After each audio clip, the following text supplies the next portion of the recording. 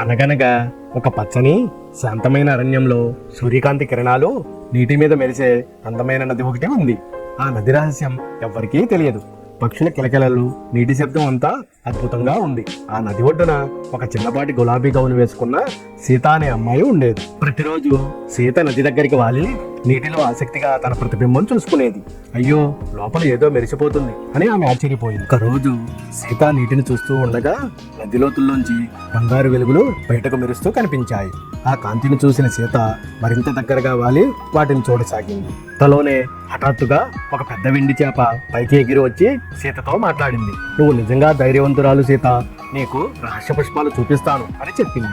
సీత ఆశ్చర్యంతో, చేపమ్మ, నేను నీతో వస్తాను. వెండి చేప నీకు ఒక అద్భుతమైన ప్రదేశం చూపిస్తా అంది. సీత ఆనందంగా తన చిన్న పడవలోకి ఎక్కింది. వెండి చేప ముందుకు ఈదుతుండగా నది గులాబీ, నీలం, ఆకుపచ్చ రంగులతో నీరు వెండి వలయాల్లో మెరిసింది. పడవ నదిలో జారుతూ వెళుతుంటే సీత కళ్ళు వెడల్పుగా ఆశ్చర్యంగా చూశాయి. అది ఒక కలల ప్రపంచంలా కనిపించింది. నది మీద బంగారు రేకులు తేలుతూ వస్తున్నాయి. అది గమనించిన సీత ఒకటి తీసుకుని ఆశ్చర్యంగా చూసింది. ఇంత అందమా? వెండి చేప సీతను లోపలికి ఈదమని చెప్పింది. నీటిలో రంగురంగుల చేపలు, పువ్వులు, పగడాలు అద్భుతంగా కనిపించాయి. చిన్న చేపలు సీత చుట్టూ ఈదుతూ నాట్యం చేశాయి. నది లోతుల్లో ఒక తోటలా బంగారు జలపుష్పాలు మెరిసిపోతూ వికసించి ఉన్నాయి. సీత వాటిని చూసి ఆనందంతో చప్పట్లు కొట్టింది.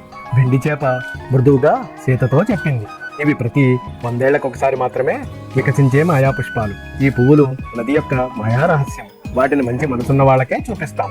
అక్కడికి ఒక పెద్ద బంగారు తాబేలు నెమ్మదిగా ఈదుకుంటూ వచ్చింది. సీతను చూసి చిరునవ్వుతో తల ఊపింది. తాబేలు తన చేతిలోంచి ఒక చిన్న బంగారు రేఖను తీసి, మంచి మనసున్న దానివి కాబట్టి ఇది నీకు మా బహుమానం అని ప్రేమగా ఇచ్చింది. సీత ఆ రేఖను పట్టుకున్న వెంటనే వెలుగు చుట్టూ వ్యాపించి ఆమె హృదయం ఆనందంతో నిండిపోయింది. చుట్టూ ఉన్న నీరంతా బంగారు రంగులో మెరిసిపోయింది. వెండి చేప సీతను మెల్లగా పైకి తీసుకువచ్చింది. నది మీద మళ్లీ సూర్యుడు ప్రకాశిస్తున్నాడు. ఆ సూర్యకాంతి నీటిలో వెండి రేఖల్లా జారుతుంది. వెండి చేప సీతతో చిన్నగా చెప్పింది, ఈ రహస్యం నువ్వే గోప్యంగా ఉంచాలి. ఇది పుష్పాల కోసం ఒక రక్షణ అని. సీత తల ఊపి చిరునవ్వుతో ఒప్పుకుంది. సీత తన చిన్న పడవలో ఒడ్డుకు చేరింది. ఒడ్డుకు చేరిన సీత పడవలోంచి బయటకు వచ్చి తన గ్రామం వైపు నడిచింది. ఆమె చేతిలో మెరిసే బంగారు రేకు మృదువుగా ఉంది. సీత ఆ రేకుతో నేలను తాకగానే అక్కడ పువ్వులు పూయడం మొదలయ్యాయి. పక్షులు పాటలు పాడేవి. అది చూసిన ఆమె కళ్ళు సంతోషంతో వెలిగిపోయాయి. గ్రామస్తులు ఆశ్చర్యంతో చూసి చాలా సంతోషపడ్డారు. సీత తన రేకుతో ఎక్కడ నడిచినా అక్కడ చెట్లు, పువ్వులు, పండ్ల చెట్లు పూసి అందరినీ సంతోషపరిచాయి. సాయంత్రం వేళ నది ఒడ్డున కూర్చున్న సీత నది వైపుకు చూసినప్పుడు సీతకు వెండి చేప, బంగారు తాబేలు, పుష్పాల తోట గుర్తు చేసుకుని మురిసిపోయాయి. సూర్యాస్త సమయ కాంతిలో నది బంగారు వర్ణంలో మెరిసింది.